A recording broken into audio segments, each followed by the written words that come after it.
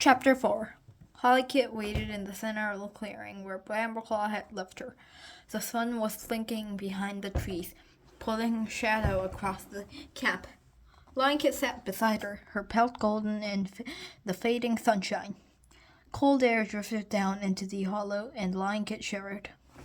Suddenly, the brambles at the entrance of the medicine den trembled, and Holly Kit saw a gray striped head of Jacob poke out. She nudged Lion Kit. "Look, he's okay," he mewed in relief. "Thanks, Darkland." Jacob turned around and went back into the den. "Leafpool must be keeping him a bit longer," Holly Kit observed. He dug her claws into the ground to stop her paws from trembling. At least he knew her brother was all right. But they still had to face Firestar. How was he going to punish them this time? She glanced around, hoping no cab was tearing at them. Mousefur was leaning against the half rock, a smooth, low stone that stuck out of the ground near the entrance of the Elder's Den. It would be still warm from the sun. Dustpelt was sharing tongues with White Wing beside the thorn bush that formed the warrior's den. His apprentice Hazelpod nodded to him before picking up the mouse from the fresh-killed pile and carrying it over to the apprentice's den. Her litter mates, Mousepot and Berrypot, were already eating. Holly Kit caught Mousepot's eye. The young gray and white Tom blinked sympathetically at her before looking away. Holly Kit lifted her chin a little higher. She wasn't going to let any cat see how scared she was. She would take her punishment like a true warrior. She watched Thoroltail carry a fresh coat to his mate Brackenfur. The dark ginger Tom was resting beneath the high ledge, his breath hoarse after his bout of white cough. Thoroltail shred into the clearing, avoiding the kits, and dropped the mouse at his paws. "How are you?" she asked him. "Better," he croaked. "I'll be fine in a couple days." Birchfalls recovered already thanks to Leafpool. "Well, at least you're not in the medicine den anymore," Thoroltail mewed gratefully. Leafpool nodded room for Jacob. Brackenfur reminded her. "Poor mite," Thoroltail mewed. "Do you think he'll be okay?" Holly Kit felt a surge of irritation. Jacob had been keen to chase off the fox cubs as she and Lion Kit, but he was being fussed over in Leafpool's den, while she and Lion Kit had to sit here for the whole clan to stare at. She gave a small snort of anger. "Have you got ticks in your ear?" Lion Kit whispered. "No, but it's just not fair," she hissed back. We won't be in so much trouble if Jacob hadn't fallen over the edge. Why doesn't he have to act like he can do anything that could be so helpless? "We shouldn't have taken him with us," Lion Kit murmured. "Can you imagine the fuss he would have made if we hadn't?" Holly Kit spat. But then she pictured his brother keeping up with them, finding the milk scent that had led them to the den they had been looking for, and guilt swept over her. He could have died. The thought pierced him like a thorn. The three of them always did everything together. Losing Jacob would be like losing her tail. She sighed roughly. "None of us should have gone. I wish you have realized that earlier." Firestar's mew took Holly Kit by surprise. Tiny stones were still tumbling into the clearing when she leaped down. When he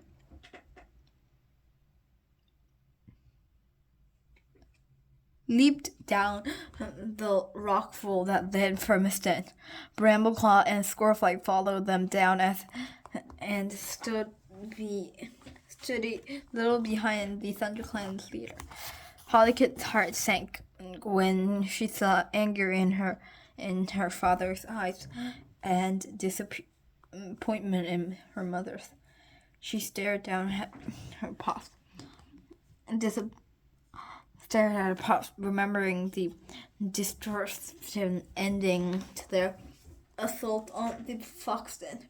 Thornclaw's patrol had arrived just in time to see her and Blanket flee from the den with the 2 fox cubs at their heels. Thornclaw had yelled in surprise as she sped into the trees, but she dared not stop, fearing the snapping jaws behind her, till she hurled into Brambleclaw's patrol on his way back from the lakeshore. "What's happening?" Brambleclaw demanded. He had grasped her by the scruff as she tried to race past. "What are you doing out here?" Hollykit had tried to explain, but she'd been panting too hard. Her heart thudding like a woodpecker on a hollow tree. Spiderleg caught up with her. The kids found the fox cubs, the Black Warrior told Brambleclaw. It seemed they decided to organize a patrol of them on their own. Hollykit did not dare catch his father's eye. "Where's Lionkit and Jaykit?" Brambleclaw growled. "Lionkit's with Poppy Paw," Spiderleg retorted. "He's okay. We haven't found Jaykit yet, but the fox cubs have scattered. It's going to take a while to hunt them out." Brambleclaw had glanced up at the sky and muttered under his breath. Then escorted Hollykit and Lionkit unconjuremently back to the ThunderClan camp. But that had not been the worst part. When he reached camp, Whitewing and Leafpool were crouching at the edge of the clearing, their fur sparked in horror. Ferncloud trampled beside them, moaning a low, mournful yowl. Between them, Jaykit lay on the ground like a scrap of gray fur. Brambleclaw darted forward and crouched beside his son. He nudged Jaykit gently, as though he was trying to wake him from sleep, but his eyes were frantic with fear. "He's still breathing, but his heartbeat is steady," Leafpool told him. Brambleclaw stared desperately at Leafpool, then sat up. "Fetch Firestar and Scoreflight," he ordered Whitewing. After that, he had told Blanket and Hollykit to wait in the clearing and carry Jaykit to the medicine den. Firestar had returned with Scoreflight, and the 3 warriors had disappeared, faces grim, into Firestar's den, not even glancing at Hollykit and Lionkit. Hollykit leaned against Lionkit as Firestar, Scoreflight, and Brambleclaw lined up in the front of them once more. She was glad she didn't have to face him alone. "Jaykit's going to be okay," Firestar told them. "I know," Hollykit answered. "We saw him." Firestar silenced him with a glare and went on. "But Thornclaw's patrol has not returned, which means they're still hunting fox cubs." "What caused you to leave the hollow?" Brambleclaw demanded. Firestar narrowed his eyes. "I know they're your kids, Brambleclaw, but I'll deal with this." Scoreflight's tail flicked. Hollykit get. There were a few sharp words she wanted to share with her kids, but she held her tongue as Firestar spoke. "We only wanted to help her clan," Hollykit protested. "Then do as you are told," Firestar growled. "What if Jaykit had died? Would that have helped the clan?" His fierce gaze flicked the Lionkit to Hollykit, and they shook their heads. Firestar pressed on. You almost let the fox cub right into the camp. As it is, you have given them a scent trail they're not likely to forget. We're sorry, Jacob whispered. Halkett whispered. We thought if we could find the foxes, Langit began. If you thought to at all you want to let our warriors steer with the foxes and the clan will be safe now, Firestar lashed his tail. Instead, we have one badly injured kid and 3 hungry foxes who know where our camp is. Hollykit glanced guiltily at the nursery. Squirrelfly's paws were on his small, frustrated steps. Firestar nodded for her to speak. I'm disappointed in you both, she burst out. What about Jacob? Langkit objected. We didn't force him to go with us.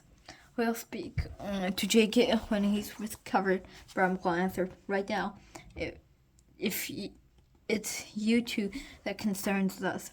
You seem to have no more sense than hackling chicks. Are you going to stop us from being apprentices? Langkit asked in a small voice. Hollykit's breath caught in her throat. Would their father really do that? She looked pleadingly at him. If it were up to me, Bramclaw mewed, I would make you wait another moon, but it's Firestar's decision. The clan leader narrowed his eyes. I'm not going to desert right now, he told them. Go back to the nursery. Burncloud and Daisy will help keep an eye on you, and it is up to you to make sure no one knows where you are at all times. If you're not where you're supposed to be, then you're clearly not ready for the responsibility of apprenticeship. We won't wander off again, Langit promised. Hollykit, Firestar prompted. I won't do anything that may stop me from becoming an apprentice, she vowed, meaning every word. Very well, Firestar mewed. I just hope you have learned something today. True warriors think of the clan's safety before anything else. He turned away, padding to where Brackenfur was sharing tongues with Sorreltail. His parting words pierced Hollykit's fur. She had let her clan down. She glanced nervously at Brambleclaw and Squirrelfly. We're sorry, she volunteered. I should hope so, Squirrelfly sighed. You should be setting an example, Brambleclaw added. Squirrelfly's gaze softened a little. She bent down and licked Hollykit and Langkit each other between their ears. I know you thought they were doing the right thing, she said sympathetically. We just wanted to help the clan, Hollykit insisted. Your chance will come, Brambleclaw promised. Will Jake have to stay in the nursery too? Langkit asked. He'll stay with Lethal until he's recovered, Squirrelfly told him. Then he can rejoin you. Will he be enough time for the naming ceremony? If there is a naming ceremony, Langkit added. Squirrelfly drew her tail over her son's flank. You know your brother can't be a full apprentice. Hollykit stared at him ready. What do you mean? Well, it won't be impossible to have a blind warrior. Brambleclaw began, but Hollykit turned on him, her paws pricking with fury. No, it wouldn't. She's bad. Jacob can smell and hear, sense everything that happened in camp. She glanced at Langkit for support. It's like he can see things, but with his nose and ears instead of his eyes. She glanced at her father, reading him to say something, but he only glanced at Squirrelfly, exchanging a look of sadness that made Hollykit tremble with ignoration. Suddenly, he heard footsteps pounding toward camp. A voice called beyond the barrier. It was Thornclaw. The golden brown tabby crawled through the thorns with Spiderleg, Poppypaw, and Mousepaw close behind. Firestar left Brackenfur and Sorreltail and padded over to meet them. Bramclaw joined him. "Any luck finding them?" the deputy asked. Poppy Pie Mouthpaw chased one of the cubs over the border into ShadowClan territory, Thornclaw reported. "But there are no sign of the other two." Holly's ear burned with shame. "The cubs were old enough to look after themselves," Thornclaw went on. "They could cause a lot of trouble in the future." Thornclaw pushed his way out of the nursery. "Are the fox cubs nearby?" she freighted. "No," Thornclaw shook his head. "We made sure of that. No, there's no fresh scent in the side of the Sky Oak." Thornclaw looked a little comforted, but her ears still twinged with nervously. She hurried back to her kids, who was mewing in the nursery. Holly caught Squirrelflight's eye, her mother blinking at her sympathetically. "Don't be too hard on yourself," she murmured. "Every cat makes mistakes. You have to learn from them." "I'll make it up to the clan," Holly promised. "I know you will," Squirrelflight assured her. "Why don't you go and visit Jacob? I'm sure he will love some company." "Can I go too?" Blanket begged. "I don't know if it's well enough for both of you," Squirrelfly mewed.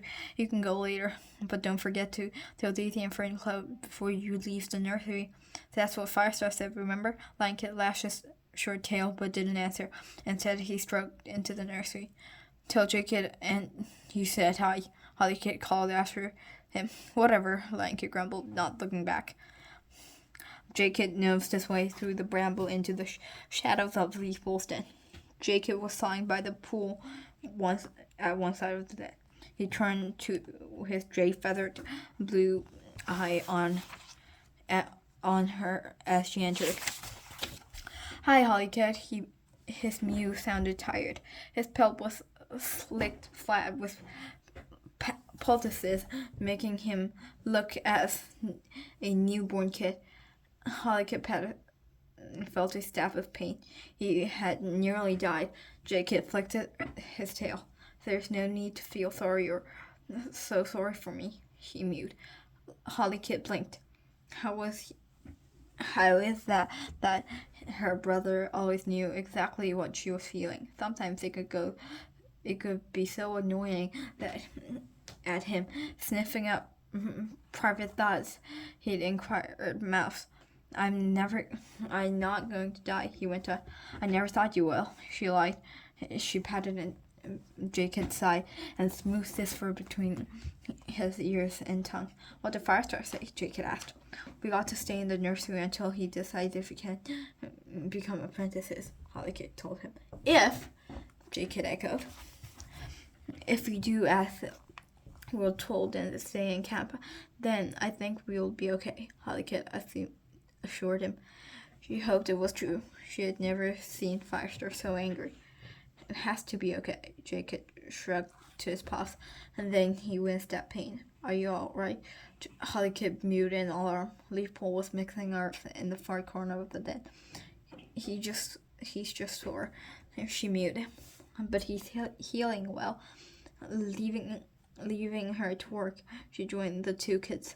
"I've been giving him comfrey to chew on." Was that what you were mixing there?"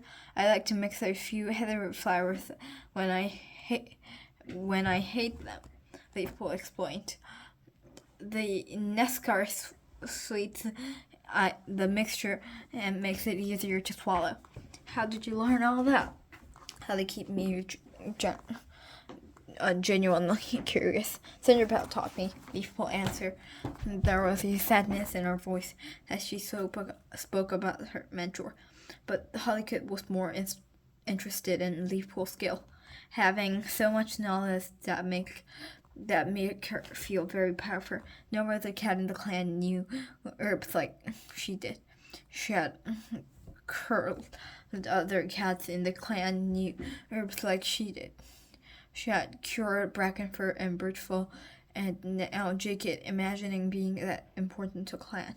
"Leafpool?" Brightheart called from the den entrance. Brackenfur's coughing again. "I'll give him some honey to take to him," Leafpool replied. "Can you see Jacob for me, Hollycat?" A wash will help him stiffness, just to avoid the positive patches. Okay, Holly Kid winked her nose at the thought of putting her tongue on the near tansy-smelling goo plastered over her brother's pelt, but she began to wash away anyways as Leafpool fetched the leaf wrap honey back from the tin and gave it to Brightheart. Not so roughly, Jacob complained. It sores all over. Sorry, Holly Kid apologized, lapping Jacob with pelts with softer strokes. You're not as gentle as Spotted Leaf. Holly Kid stopped licking. Who? Spotted Leaf, Jacob replied. Leafpool says she's one of our warrior ancestors. She came to me in a dream and poked me all over with her nose. How can you dream about a cat? You never met her, Holly Kid asked, puzzled. Leafpool padded back from the den entrance and sat down. Are you telling Holly Kid about Spotted Leaf? Jacob nodded. Who is she? Holly Kid mewed. She was ThunderClan's medicine cat when Firestar first joined the clan, Leafpool explained. She died before I was born, but she comes to my dreams just like she did with Jacob. Holly Kid noticed that the medicine cat's eyes were glittering with excitement. Spotted Leaf was very wise. She's never stopped looking after her clan. I guess that's why you came to see Jacob, and why he still visits my dreams. Does Cinderpelt visit you too? Holly Kid asked. Leaf both shook her head. Just Spotted Leaf. She helps me find the answer to questions that are worrying me, and she warns me if something threatens the clan. Holly Kid was surprised to hear Leafpool talk so warmly about a cat he'd never met in real life.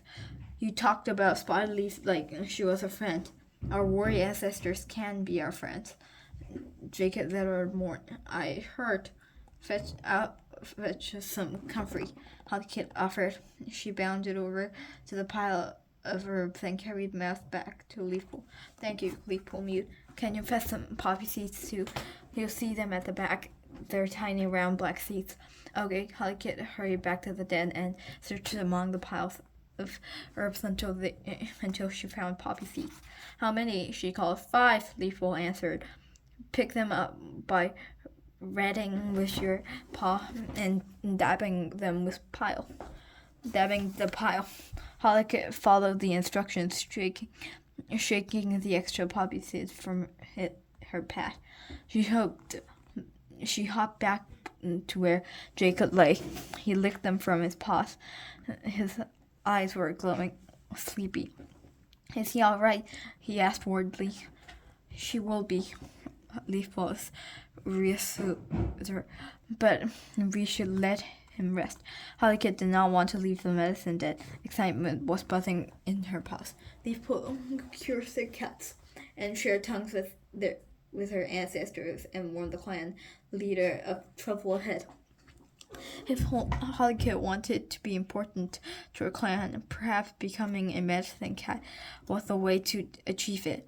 After disastrous adventures with the fox, maybe she was a cut out to be a warrior at all.